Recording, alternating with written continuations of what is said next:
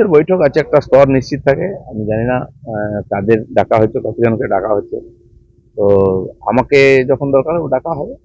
আমি পার্টির মধ্যে পার্টির কাজের সঙ্গেই আছি। আমি তো কারোর সঙ্গে কোনো দূরত্ব করিনি। আমি সকাল থেকে ঘুরি, কর্মীদের সঙ্গে বসি, প্রোগ্রাম করি, চা চক্র করি, তিরঙ্গা যাত্রায় হাঁটছি সব জায়গায়। তো ওনাদের যে কাজ আমার জন্য যোগ্য মনে করবো সেটা তো। তো এর আগেও সব সভায় যেতাম না। কোর কমিটির মিটিং হলে আমাকে ডাকা হয়, যাই। হ্যাঁ, এরকম কর্মী বৈঠকে আগে ডাকা হয়েছে। এবারে কাদের ডাকা হয়েছে, কি উদ্দেশ্যে ডাকা হয়েছে, পার্টির সংগঠন গঠনতন্ত্র এখনো চলছে।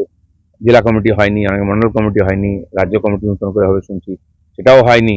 এই অবস্থায় এই ধরনের কার্যকর্তা বৈঠক হচ্ছে। তো যারা পদাধিকারী হয়েছেন নতুন, হয়তো তাদেরকে ডাকা হয়েছে। পার্টিতে যখন আমাকে যে দায়িত্ব দিচ্ছে আমি সেটা পুরো মন প্রাণ লাগিয়ে করেছি।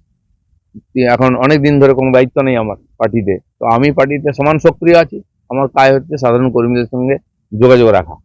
যারা আমাকে দেখে পার্টিতে এসেছেন হাজার হাজার লোক, আমি সম্ভবত কোনো রকম ফর্মালিটি ছাড়াই তাদের সঙ্গে গিয়ে দেখা করি।